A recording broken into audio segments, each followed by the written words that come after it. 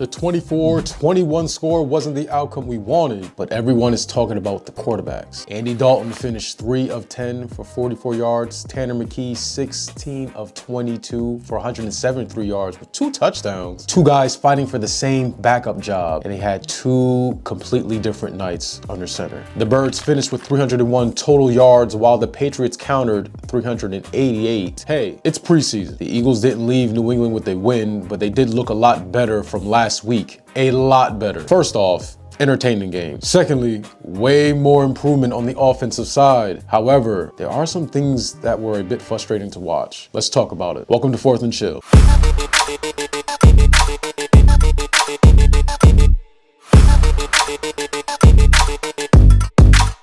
Extra eyes were on the Eagles this past week due to the joint practice with the New England Patriots, and of course, all eyes were zeroed in on A.J. Brown and his mini reunion with his former team. To summarize joint practice briefly, most beat writers and analysts from the two teams said that dominance was split. I've also seen people showing silly worry about the amount of interceptions Jalen Hurts has thrown so far. First off, interceptions are gonna happen. Hurts not only has to face tough defenders daily on his own team, but the Patriots are a top 5 defensive team themselves. Furthermore, and I know people don't want to hear this, but Hurts is still learning the Sean Mannion offense. He's learning what works. He's learning what doesn't work. Practice can serve as somewhat of a trial and error period, and that period can last until the season starts. So I think the concern about the interceptions can be quelled a little bit. Just some things to keep in mind. Now, according to reports, the Patriots won day 1 and the Eagles won day 2. A lot of plays were made, and the culmination of those 2 hard-fought days of practice led to Saturday night's game in Foxboro. And again, the Eagles fell to the Patriots 24-21. Again, entertaining game.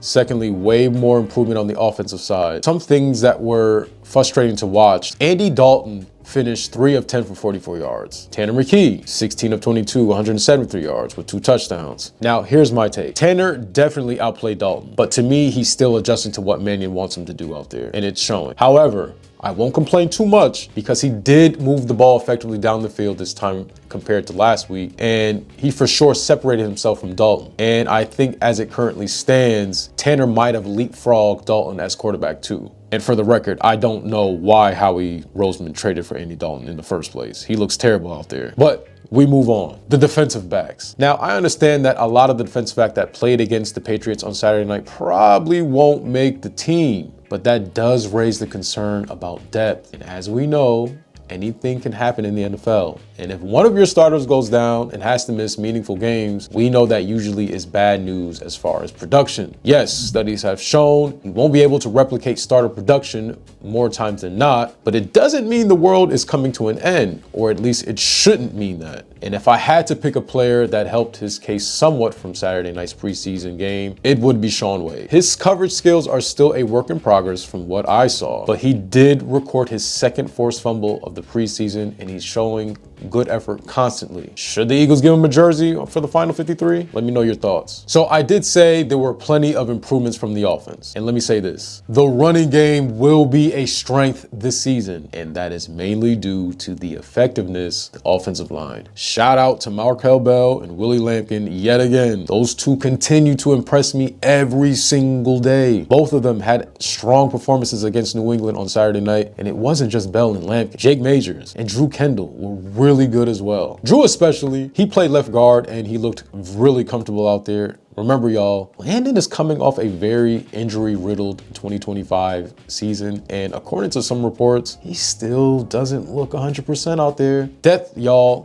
depth. Your unit shouldn't tank if one person goes down. And I like what I saw from Kendall at left guard. And Carson Steele, weapon out of the backfield. Now, the Eagles don't typically carry 4 running backs on the roster, but not only did Steele look like an able runner, he led the Eagles in receptions and receiving yards on Saturday night. I can see the Eagles keeping him around on the practice squad Very good value there. Darius Cooper had a really nice bounce back game. I think if he had a better quarterback throwing him the ball in a few series, he would have had a breakout game. Ty Robinson, I said this last week, he's trending up and now he's trending everywhere. He looked really polished out there and he recorded 2 sacks during the game. And to me, he looked like the best player on the field. Robinson definitely helped his stock. I'm very pleased with his progression so far this summer. And again, that's just a testament to the coaching staff from the Philadelphia Eagles. Jeremiah Trotter Jr. Trot Jr. is going to force some hands with the Eagles coaching staff if he continues to play like he's been playing. I think Campbell has the edge over Trot Jr. But listen, I think Trot might push him for snaps this season. That is something we should definitely keep our eyes on as a fan base. Again, Zach Bond won't be a Philadelphia Eagle for much longer. You know, historically, we haven't had the best luck with long-term answers at linebacker. Campbell and Trot would be a nice tandem. Just some thought. Josh Weru, the guy who started playing football in May. Second game ever, recorded his first ever sack during the game against the Pats. Unreal story. Now, he's still a bit of a long shot to making the roster, but like a broken record. We've seen how well the Eagles can develop raw talent. Jordan Mailata is one of those most famous success stories with the Eagles. I'm really hoping Weru can have a similar trajectory with the Birds. So let me get you guys' opinion on something. I have a hunch that Howie Roseman might be working the trade phone soon. For what exactly? I don't know. Maybe a backup tight end, maybe a safety. You all remember Nick Fangio said earlier last week that he doesn't anticipate Jonathan Grenard being ready when the season starts. You know, the defensive line needs its depth. And after Hunt and Smith, that depth is looking a little thin. Could Howie dabble in the defensive end market? Let me know your thoughts on this. Leave a comment below. Now, the Eagles will conclude their final week of training camp with a public practice on August 25th at Lincoln Financial Field. They will host the Cincinnati Bengals on the 28th for their final preseason game. Maybe the starters get a series or two. We will see. I do think it would be beneficial for them to get some reps in just to shake off the rust. Listen, y'all, don't forget to like, comment, and subscribe, and hit that notification bell. Until next time, fly Eagles fly.